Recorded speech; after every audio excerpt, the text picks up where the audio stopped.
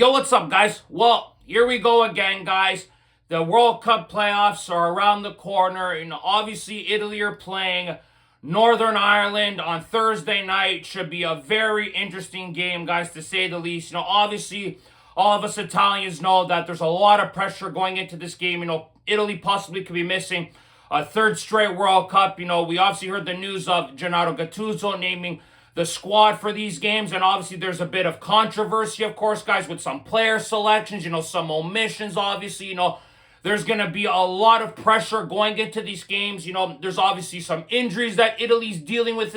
Northern Ireland's dealing with some injuries as well, guys. So there's going to be a lot riding on this game. Gennaro Gattuso obviously has a lot of pressure to get this right, and to make the starting 11 the right players in the squad, guys. Obviously there are some selections here that baffle me, of course. We're going to get into the starting 11 and obviously get into the players that he chose.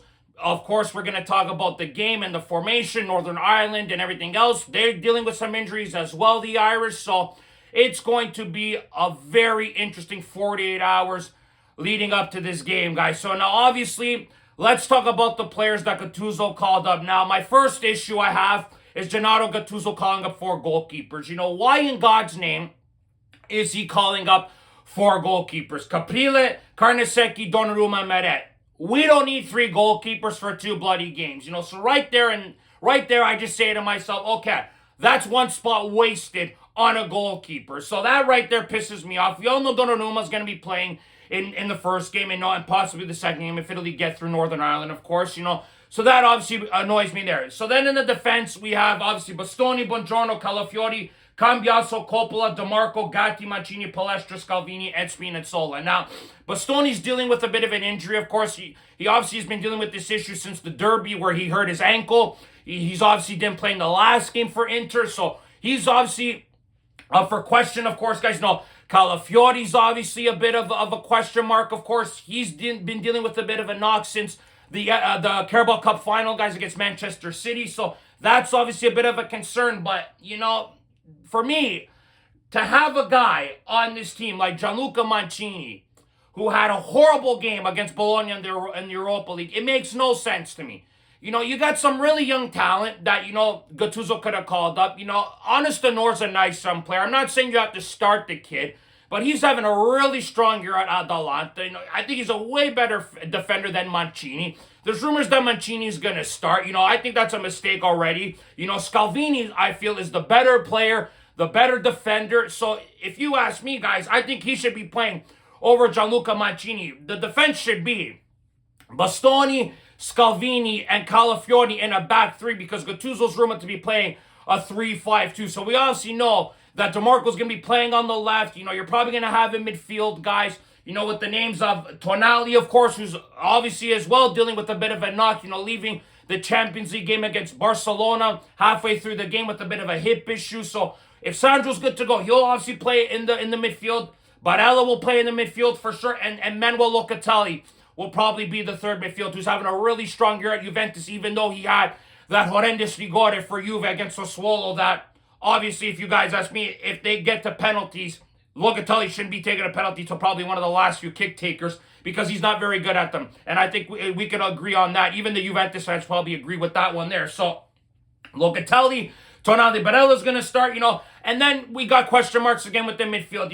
Brian Cristante, Fratesi. Why in God's name is Brian Cristante or Fratesi called up before over Nicola Fagioli? Why?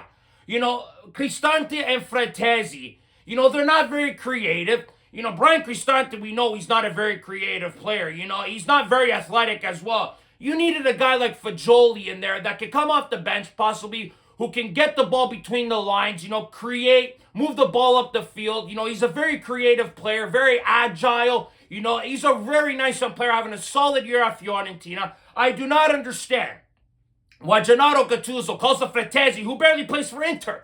Henrik Mkhitaryan plays over him, and so does Zelinski. So I don't understand why Gattuso feels he can rely on Fratesi, even though Fratesi has a good goal-scoring record for the national team. He's been having some really good goals.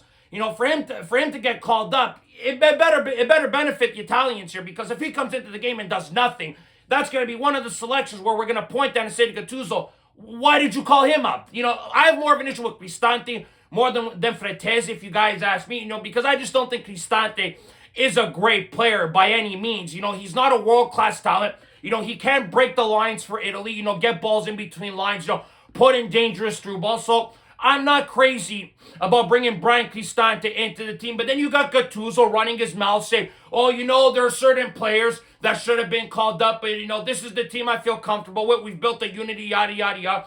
It's the same old issues that we've had with the national team. Coaches selecting players that they prefer, that they're comfortable with, instead of going with the players that are in form, that have been playing the best calcio this season, and that deserve to be on the team, fighting for a spot for the World Cup, and hopefully getting Italy to the World Cup, But this is typical Gattuso, obviously with another selection in the attack with guys like Politano, of course, guys, and don't get me started on Federico Chiesa, that jackass. I don't think Chiesa should ever see the national team again after what has gone on with this player the last year. He should have left Liverpool in the summer, barely gets playing time at Liverpool, refused the national team once already, goes to Coverciano and says, I don't feel good, I'm not 100%, I shouldn't play, and Gattuso sends him home.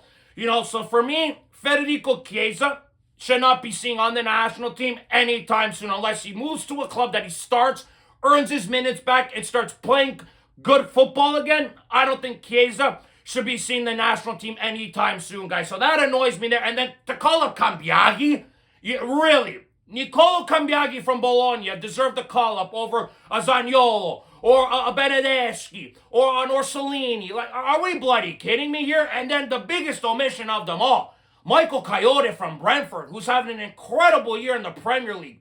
That kid's got an incredible throw-in. The strength he puts in his throw-ins could be an absolute weapon for the national team. And what does Gattuso do? He doesn't call him up. Why? Like, it's great that he called up Palestra. The kid's dynamite. Don't get me wrong. The kid is dynamite. And he should be starting. But I already know how Gennaro Gattuso operates. He's not going to start Palestra. He's going to start Politano on the right flank there in a 3-5-2. It's very obvious what he's going to do. So that obviously gets me nervous on top of it all. Chiesa not showing up. Chiesa showing up and then going home obviously pisses me off. Calling up Cambiaghi makes no sense to me. Scamacca, of course, is dealing with an injury, so he's not going to be on the team. He only had 1 goal in 20 games from the national team. So I'm not too worried about Scamacca not playing. When you got guys like Keane and Retegui and obviously Pio Esposito, who has been playing some very good calcio as of late. Almost scored the winner for Inter against Fiorentina on Sunday. Almost made my heart sink, for God's sakes, to see Pio Esposito, how well he holds up the ball. His back to goal is fantastic.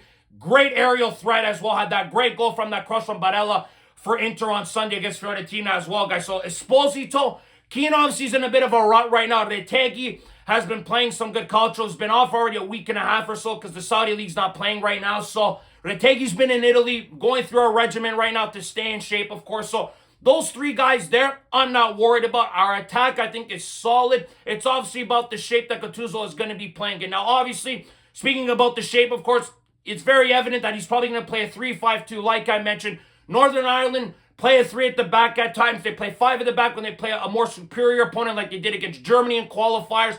They beat a Slovakia side. They play like a 3-4-2-1. Or they played a 3-4-1-2 at times, guys. So Northern Ireland has some formation changes, guys, that they can tweak. They're obviously way less talented than Italy, of course, guys. So we obviously know that Northern Ireland is an inferior opponent to Italy. But listen, we all know where Italy stands when it comes to facing inferior opponents in the World Cup playoffs. Do not remind me of what happened against Sweden and against North Macedonia. We cannot be taking any opponents lightly in these playoffs. Gattuso has to have the mindset going in. We do not underestimate anybody. We got to go in there and destroy everybody that comes face-to-face with us. So, listen, at the end of the day, I think Gattuso is going to be playing a 3-5-2 at the back there, guys. He's going to be playing, like I mentioned, probably Mancini, unfortunately, Bastoni, Calafiori. It seems like that's going to be the back 3. I would prefer Scalvini, like I mentioned there, guys. Donnarumma's in net, of course.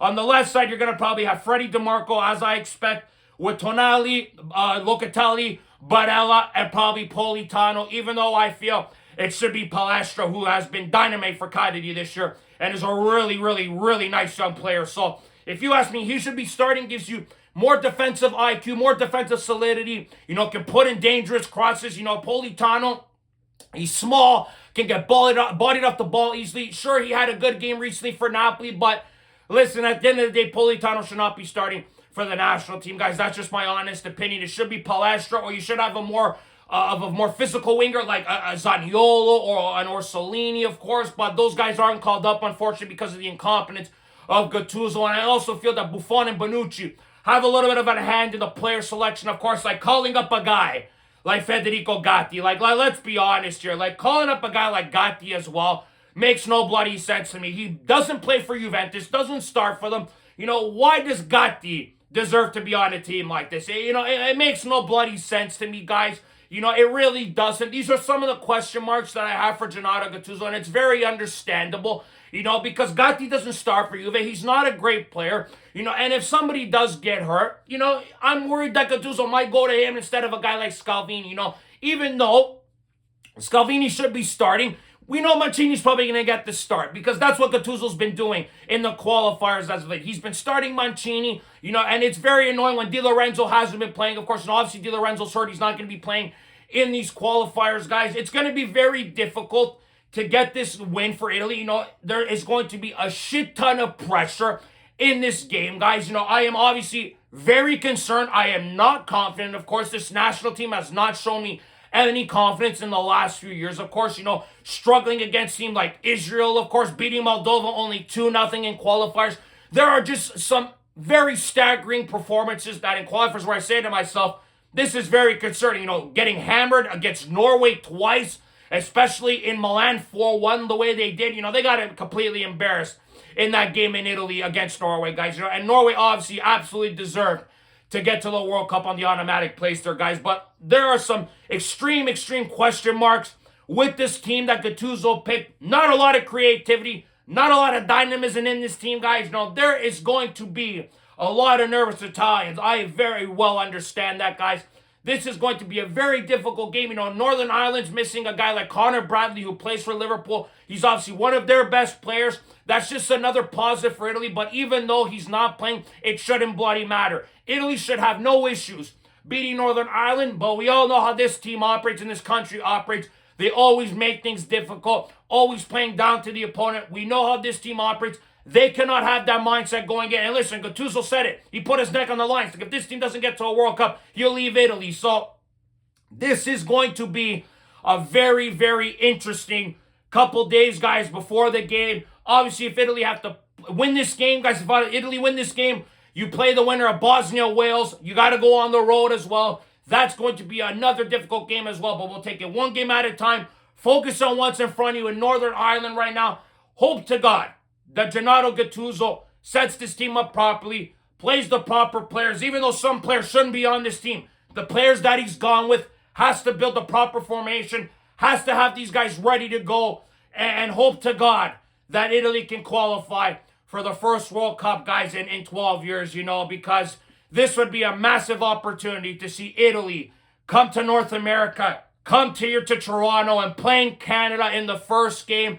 Something I thought I would never imagine in my lifetime, guys. And if Italy find a way to squander this, I really don't know how I'm going to get over this one. I will not be shocked though if Italy do not qualify, but they cannot afford it, man. A third missed World Cup for a four-time world champion would be an absolute catastrophe. But we have seen some things that we never thought we would see, guys, with this national team. This could possibly be another one. Let's hope to God that Italy can make it to the World Cup. There is obviously a lot of question marks in this team, guys. Like I mentioned, Gatti, Cambiaso, of course, calling up a fourth goalkeeper, Cristante, Chiesa, of course. A lot of questions, a lot of frustrating things regarding this 28 team, this team that Gattuso called up, guys. This is going to be a very interesting game, guys. I hope to God Italy find a way to win. We'll love to hear your guys' thoughts and opinions on this game, guys. That's coming up in a couple days. Going to be a very interesting matchup, guys. Going to be interesting how Ireland man up, how they're going to set up in the formation. Going to be interesting how Italy play, how they press high up the field, how they're positioned on the field. Gattuso has a lot of work to do before this game comes, guys. We'd love to hear your thoughts and opinions on this one, guys. So like this video, subscribe if you guys want to see more content. Forza Italia sempre, as always, guys. We'll see you guys on the next episode of Rocco Unfiltered. Ciao, guys.